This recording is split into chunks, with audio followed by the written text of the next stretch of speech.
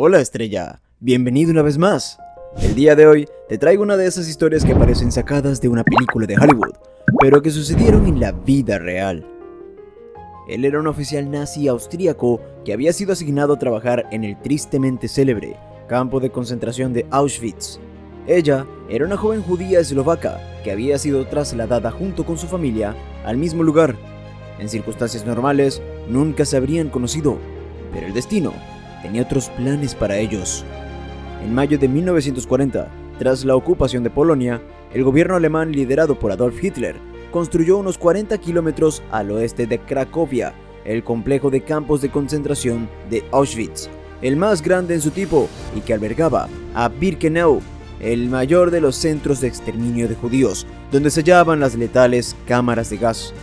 El campo de concentración de Auschwitz se inauguró en 1942, mismo año en el que este guardia de la SS fue enviado allí para participar en las selecciones, proceso en el cual se elegía entre los cientos de miles de hombres, mujeres y niños judíos que arribaban en tren cada día, quienes irían a los campos de trabajo y quienes a las cámaras de gas. A estos últimos no se les decía cuál era su destino, se les engañaba diciéndoles que irían a tomar una ducha.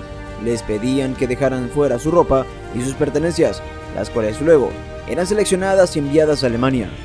Una vez dentro de las instalaciones, sin posibilidad de escapar, liberaban el gas letal. Este fue el cruel destino de los padres de ella, al arribar junto a dos de sus hijos a este siniestro lugar en marzo de 1942.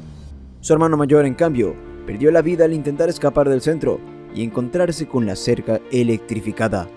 Solo ella permaneció con vida, ya que fue seleccionada para trabajar en el almacén Canadá. Como dato interesante, este lugar se llamaba así porque entonces se creía que Canadá era un país muy rico y en Almacén Canadá se almacenaban las pertenencias que los judíos entregaban al entrar, se clasificaban y las cosas de valor como dinero y joyas eran enviadas a Alemania, aunque muchas eran robadas por los oficiales de las SS. Este era un lugar de trabajo muy codiciado por los prisioneros, pues a menudo se podía encontrar comida y bebidas dentro de aquellas prendas y maletas.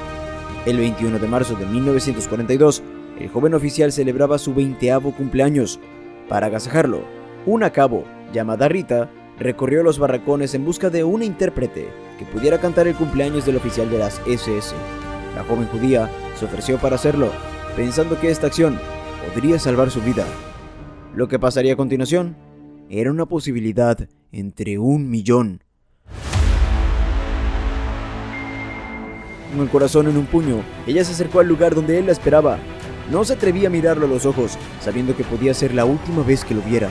Con voz temblorosa, cantó la canción de cumpleaños para él, poniendo en cada palabra todo el amor y el miedo que sentía.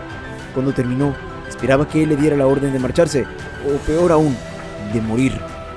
Pero en vez de eso, él se le acercó y le pidió que por favor la cantaran nuevamente. Ella no podía creer lo que oía. ¿Qué clase de juego cruel era ese? ¿Por qué ese oficial nazi quería prolongar su agonía? Levantó la mirada por primera vez y al hacerlo, quedó aún más desconcertada. ¡Dios! ¿Dónde están los ojos de un asesino? Estos son los ojos de un ser humano. Él tampoco podía creer lo que sentía. Como todos los nazis, odiaba a los judíos, los consideraba inferiores y despreciables. Pero desde que vio a aquella jovencita astuta entrar a la barraca y cantar de forma tan espléndida aquella canción, algo se removió en su interior. Algo que no podía explicar, pero que claramente estaba muy lejos de ser odio. Le pidió que cantara de nuevo, con el único propósito de retenerla por unos minutos más, de escuchar su voz de ángel, de ver sus ojos oscuros. Desde ese día, aquella joven judía no salió de su cabeza. Por eso convenció a un compañero que estaba encargado de supervisar las labores en el almacén Canadá de cambiar de puesto con él, solo para poder estar cerca de ella. La primera vez que se percató de la presencia de este nuevo guardia, ella no pudo evitar sentirse emocionada. Ni siquiera entendía por qué, pero no podía dejar de mirar en su dirección cada tanto. Y siempre que lo hacía, chocaba de frente con aquella mirada celeste que parecía estar fija sobre ella todo el tiempo. Y que a diferencia de los demás soldados nazis, esta se le antojaba dulce y amable, en vez de odiosa y despectiva. Era como si hubiera una conexión entre ellos, una chispa que saltaba en el aire, una esperanza que se abría paso entre el horror. Poco a poco se fueron acercando, Él comenzó a hablarle siempre que estaba lejos de la vista de sus superiores y se mostraba amable y protector. A menudo le entregaba comida y ropa extra e incluso le daba sus propias raciones de alimentos, los cuales ella luego compartía con los demás prisioneros, salvando así otras vidas. Así se fue ganando su confianza, al mismo tiempo que se hacía cada vez más fuerte aquel sentimiento que ahora estaba muy claro para ambos. El soldado nazi y la prisionera judía comenzaron a intercambiar cartas de amor a través de la alambrada y a tener encuentros a escondidas siempre que había una oportunidad. Cuando ella enfermó de tifus, él la escondió y la cuidó hasta que se recuperó. Sin embargo, esta era una situación muy peligrosa, pues si alguien de la SS llegara a enterarse, ambos estarían condenados y pronto esto quedaría muy claro para ellos. Un día, cuando se alistaba para empezar su jornada en el almacén, la prisionera judía vería con horror cómo llegaba a Auschwitz desde Eslovaquia su hermana Rosika, en compañía de su hija de 9 años y su bebé recién nacido. Ella sabía muy bien cuál sería el destino de sus parientes. Por eso, corrió al crematorio para impedirlo, pero era inútil. El despiadado Dr. Joseph Mengele los escogió para las cámaras de gas. Al saber esto, ella entró en histeria y le pidió que la llevaran también junto a ellos. Un amigo rápidamente le dio aviso al soldado y este corrió al lugar de inmediato. Al llegar, se fue encima de ella y comenzó a golpearla fingiendo más fuerza de la que realmente estaba ejerciendo, reprendiéndola por violar el toque de queda. Mientras lo hacía, le preguntó en susurro cuál era el nombre de su hermana, y ella se lo dio, pero le dijo que venía con 2 niños. Él le respondió que salvar a los niños era imposible, allí a ningún niño se le permitía vivir. Salvó la vida de Rosika diciendo que trabajaba para él en el almacén, pero no pudo hacer nada por los niños. Sin embargo, no todos se creyeron el teatro, pues un compañero que venía observando la conducta del soldado desde hacía un tiempo estaba convencido de que había algo entre él y la judía. Por eso, mandó a capturarla y la torturó para que confesara. Y aunque estaba segura de que no saldría de ahí con vida, ella lo negó todo hasta el final, pues sabía que si confesaba, él también sería ejecutado. Más adelante, recordaría aquel hecho. Hubo momentos en el que olvidaba que yo era judía y que él no lo era. Lo amaba, pero no era realista. Este romance secreto entre la prisionera judía Elena Citronova y el soldado de la SS, Franz Wunsch, perduró hasta enero de 1945. En esa fecha, las tropas soviéticas llegaron a Auschwitz y en su última conversación, Franz le dijo a Elena: «Cuídate, Elena, lo conseguirás. Te he querido tanto».